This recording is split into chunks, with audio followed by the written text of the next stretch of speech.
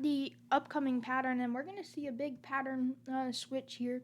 As you can see on the live radar, we have nothing much at all through in the entire United States. Maybe we have some showers and thunderstorms in Florida, but that's about it for the entire continental United States. We also have, this is interesting, we also have some, let's see.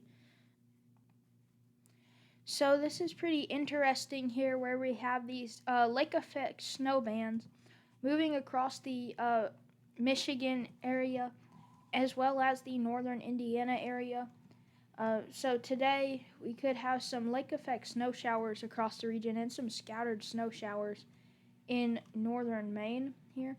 As you see, northeastern Maine there, looking at some scattered snow showers. But taking a look at the models here, let's start out with the GFS.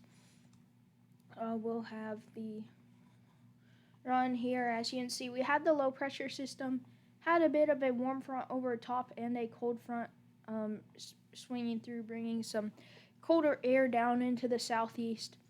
We do have all this thunderstorm activity along there, so that's something interesting to point out. And as you can see, we kind of have this low pressure system move through, bringing some snow showers to the northeast. But then we kind of have this switch in the pattern where, as you can see, this ridge starts to build further out east, and we start to get a push of cold air into the northeast as well, or northwest, excuse me. And then we have a ton of warm air pushing up into the central and eastern states. The push is starting to shift towards the east.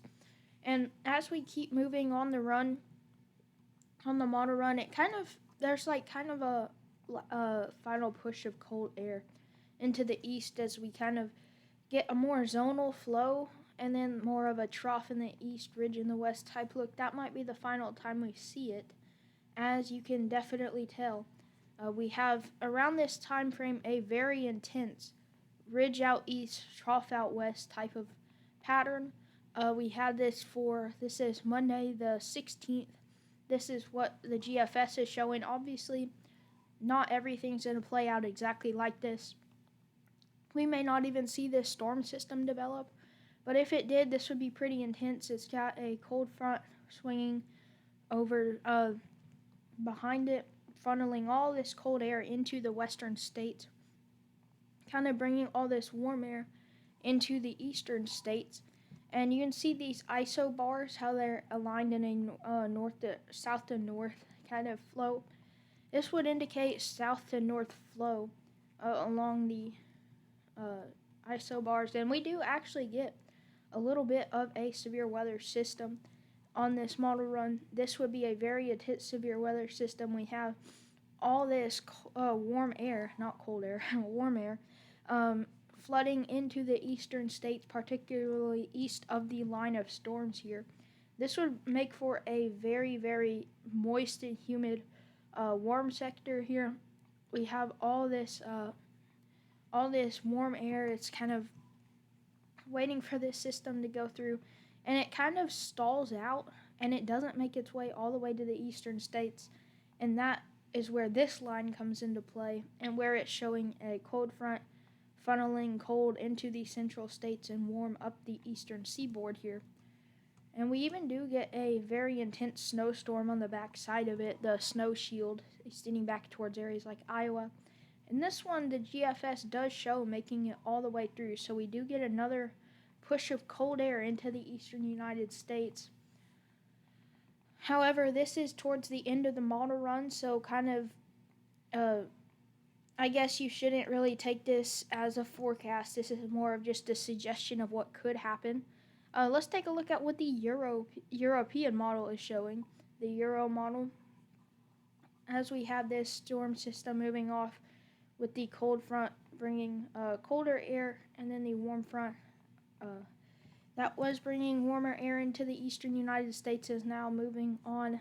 We have that one push of cold air there, and then the eastern states, as you could see, we start to see this pattern trough in the west, ridge out east. We don't have that blocking pattern in the west anymore. It's more of it's more of a massive ridge out in the east that's allowing for all this cold air to funnel into the west.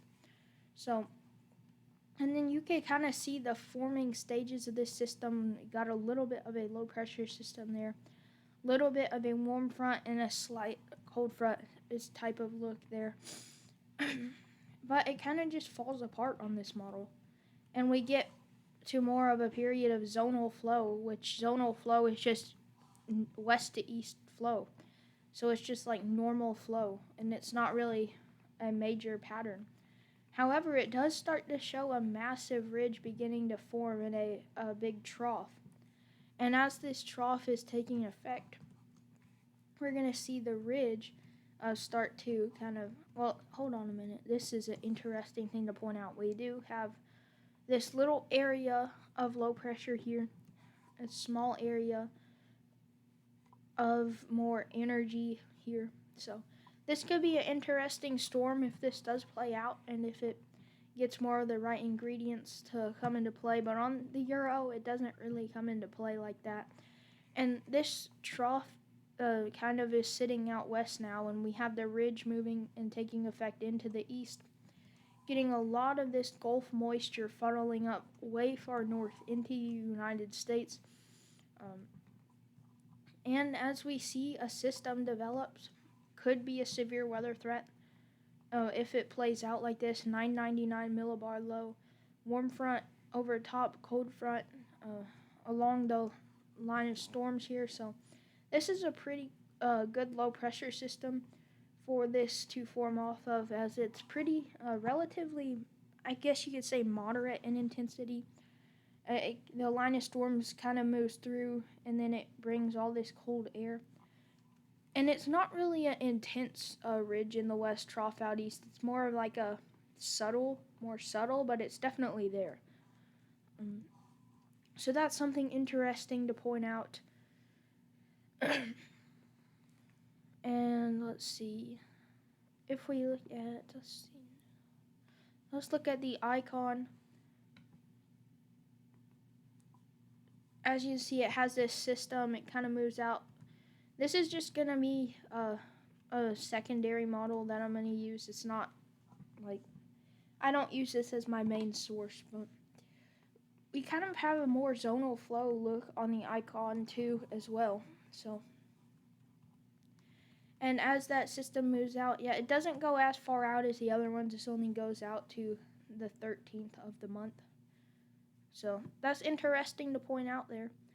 We have a bunch of models here. Let's look at let's see.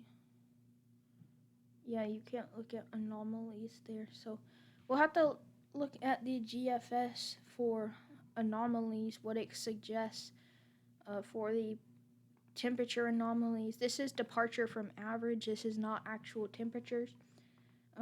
We have a very intense cold air mass sitting over the eastern states right now. I can attest to this. It's very cold out right now.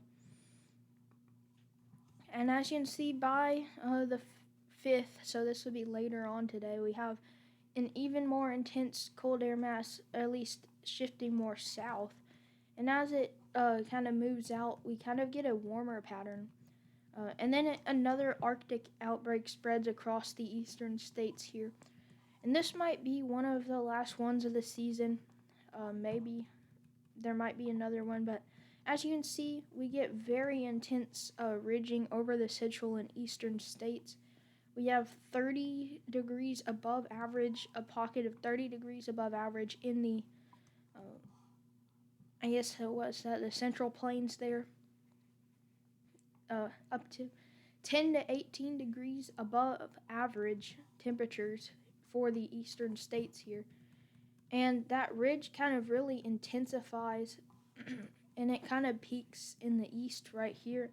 And we still have warmth back over into the central and western states. So this would be warmth for a lot of the nation. But as you can see, we do have some cold starting to develop along the west coast, and that is not really good if you like snow and winter in the eastern states. However, we do get another smaller yet less intense push of cold air, which would shift the warm anomalies back west. But then you can really start to see the pattern shift taking effect here. Really intense. Really intense. We have this really intense cold out west, and then we have this really intense warmth out east. This is a very defined pattern here that we are seeing. But then this cold front kind of shifts those colder anomalies out east. And then we kind of get more of a mixed anomalies out west, though predominantly warm, I would say, so slightly above average for these areas. And then I would say predominantly cold, though some of these anomalies in the northeast are a little bit concerning here. We have a little bit of high pressure there, I would presume. So, or maybe a low pressure system with a warm front bringing all this warm air up into the northeast. Either one could be the case. But yeah, that was the end of the run. So that's just something interesting I wanted to point out. We have the Weather Prediction Center here. Day 1, we have some of these mixed precipitation things showing up in the northern states, as well as this little system that moved through the Carolinas. And then tomorrow is showing this mixed precipitation moving way far south. We could even see some pretty good snow for the northeast and some of the mountains in here. As you can see, snowfall for the mountains there. Day 3, so this would be let's see, this would be Saturday and Sunday, I believe. But this would just be on the 7th. So we have these snowfall areas showing up. And we also have 2 cold fronts that just moved through. This would bring some nice cold air down into the east, and like that maybe one of the last pushes of the season. Definitely not the last one, but maybe one of the last. Because we are getting into more of that springtime setup. And as springtime comes near, we could definitely get more. This is the 6 to 10 day, so 10th through the 14th. Warmer, definitely warmer along all of the east and central states, even some of the west getting in on the warmth. Really the only areas below average are the New York City area. That's about it. And then most of the nation, except the extreme southern Gulf states here, will be getting above average precipitation. And then this is the 8 to 14 day, 12 through the 18th. We do have a lot of warmth starting to show up out in the east, and we do have this colder air starting to show up and build out west. So I think that we could definitely see some more isolated severe threats during this time, especially in the southern plains and the southeast United States. If you haven't watched my tornado season forecast, you should go check that out. 8 to 14 day, definitely above average for these areas, or at least most likely above average for these areas in precipitation. And then same thing, the extreme southern Gulf states not really getting in on much action.